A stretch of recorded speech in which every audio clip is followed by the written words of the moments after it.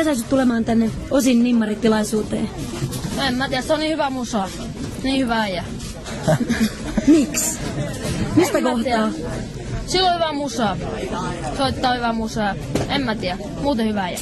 Jos vertaisit sitä joihinkin muihin täällä Suomessa tänä vuonna käyneisiin, niin voiko sitä edes verrata mihinkään? No, kyllä sitä mun mielestä voi verrata. Et esimerkiksi joku tommonen, et kyllä mä enemmän joku Iron Maideni tämmönen. Kyllä mä sit tikkaan enemmän. Mut tulin vaan tänne. Mikä on vuoden kovin heavy tapaus Suomessa? Iron Maidenin konkka.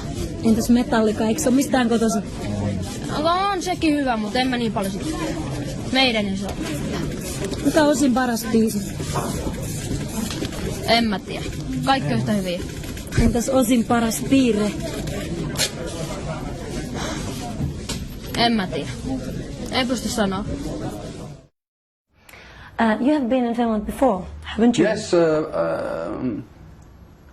I think about 5 years ago, was it? Something like Something that. like that, a long time ago. I've just been looking around the town. It's a beautiful town you have here. Nice weather. Would you say if the Finnish audience differs from the one you have elsewhere? As far as I can remember, not really. I mean, I've just done an in-store in a record shop there, and they're going crazy, you know. It's real. The guy says, "We better leave," you know. It was going insane. So we have a sort of Ozzy hysteria in Helsinki today. Ozzy Day in Helsinki. Is it always like that? Oh yeah, I mean in America I can't do them anymore because the police get upset that windows get broken and people start getting injured. And you pay for it? Yeah. Could you tell us about the latest record? How does it, for example, differ from the first record of Black Sabbath? Well, to be honest with you, I decided to try and get back more to the roots with this album. I wanted to do like what's happened over the years with technology of recording, you can do so much experimentation in the studio. And on the time one before this, The Ultimate Sin, it was very soft, much softer than my previous records. And this is more like the original Black Sabbath sounding record that I liked than the other ones, because I purposely went out of my way to make a heavier album, you know. And having the new guitarist Zach, who was just an absolute early Black Sabbath fanatic, it was great because he knew exactly what I mean. I don't play an instrument, so I have a very big problem of trying to explain or put over my musical ideas, and he knew where I was coming from because of his, I was saying, like, you know, the old Black Sabbath kind of feel, you know, the early 3 or 4 albums of Black Sabbath. And even then, later on with Black Sabbath, we started to get too clever and get crazy with it. But I think it's always the same, you know, you get a band that get a successful sound and a successful formula, and people buy that sound and that formula because they like it. Then the band want to do something different, you know, do something different. And I found that the most obvious things that you do are always the best, without going crazy. You know, it's too simple.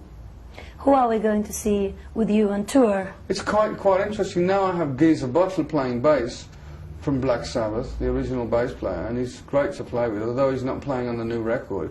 He'll be touring with me, and hopefully he'll be playing on the next record. I have Zach Wilde, who's my new guitar player. Ooh.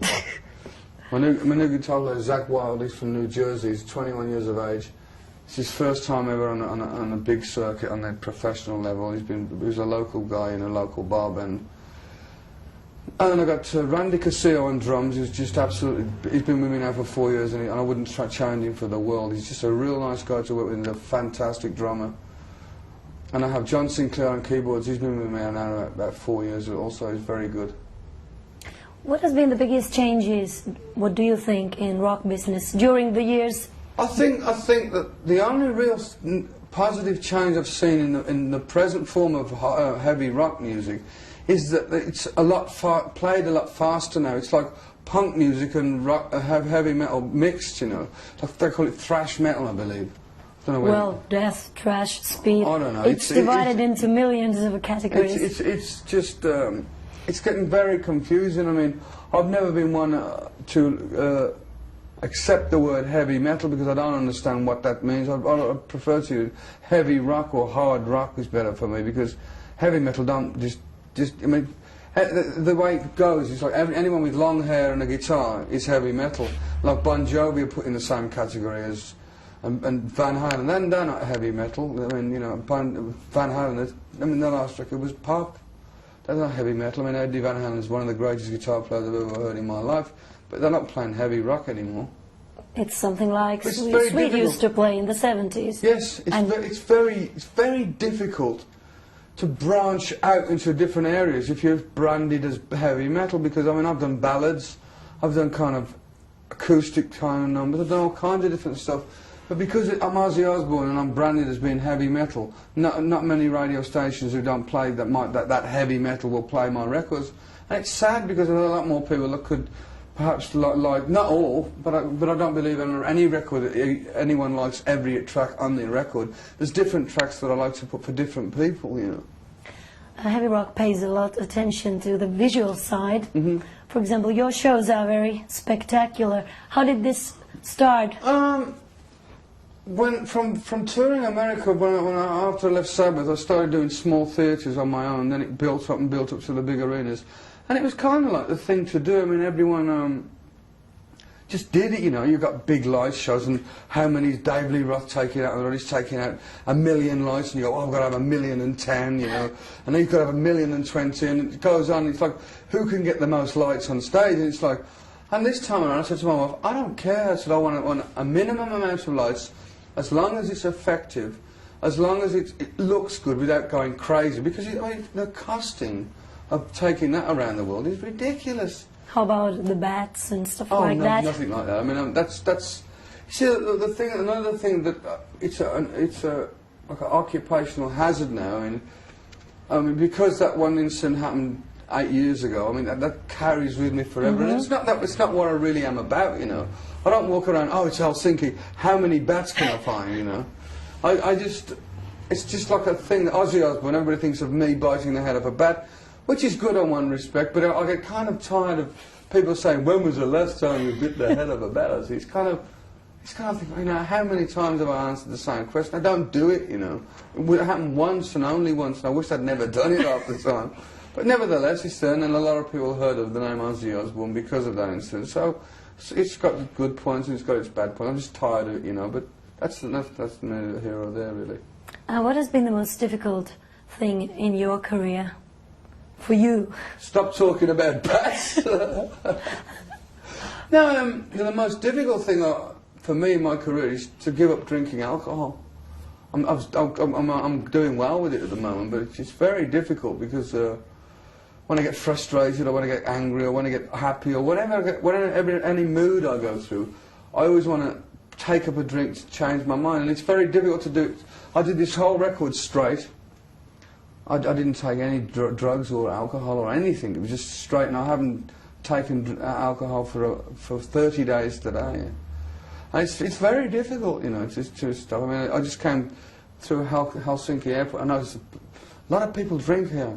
A lot of people drink a lot of alcohol. We just came up the road as a guy, and I thought to myself, I've been where this guy is many nights, you know. And that is the most difficult thing I am doing.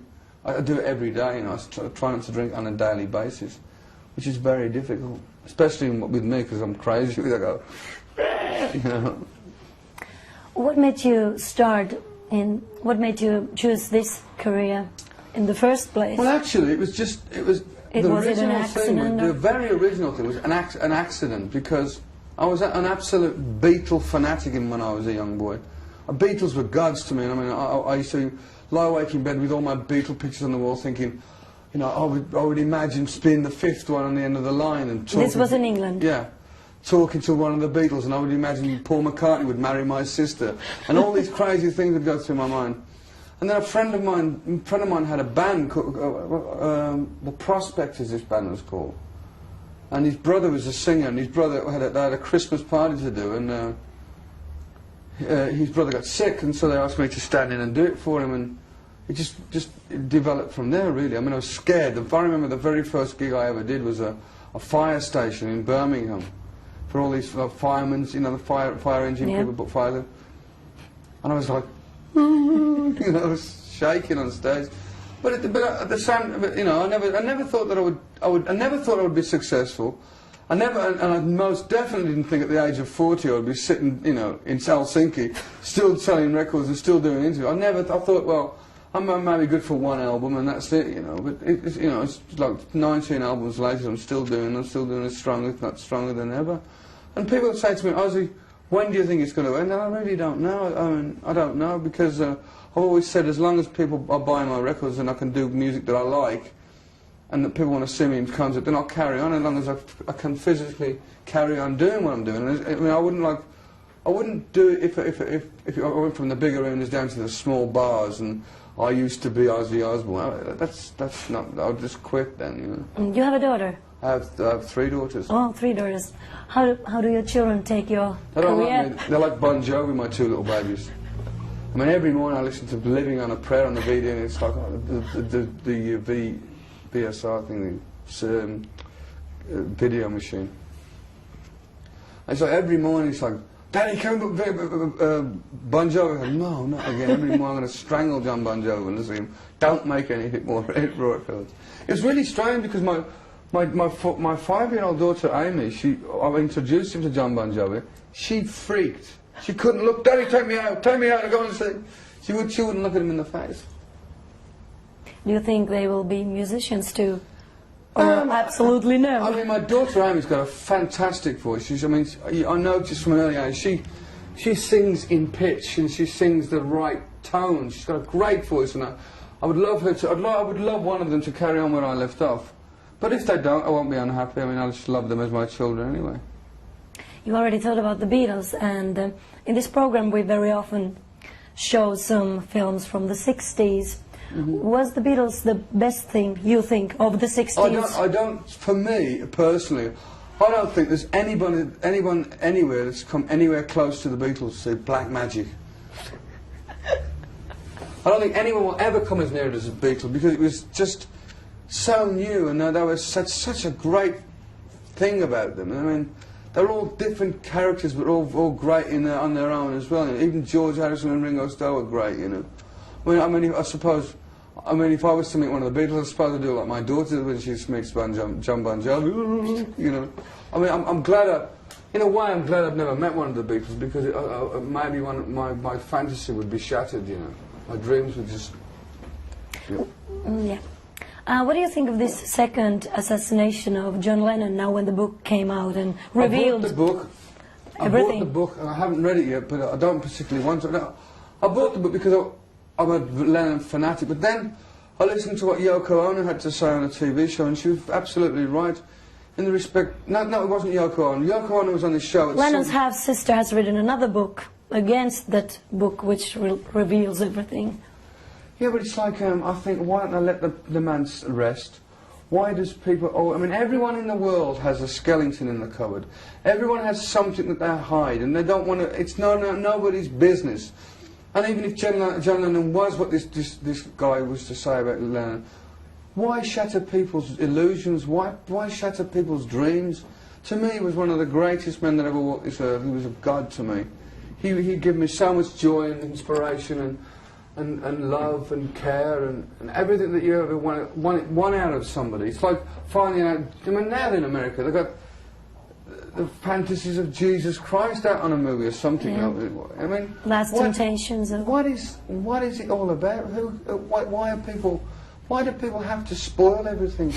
I know it's money, but haven't we got enough bad stuff around? Isn't there enough bad in the world? You know, and just leave it alone. It's bad enough. I mean, one of the disappointments of any child is to find out that Santa Claus is really their father.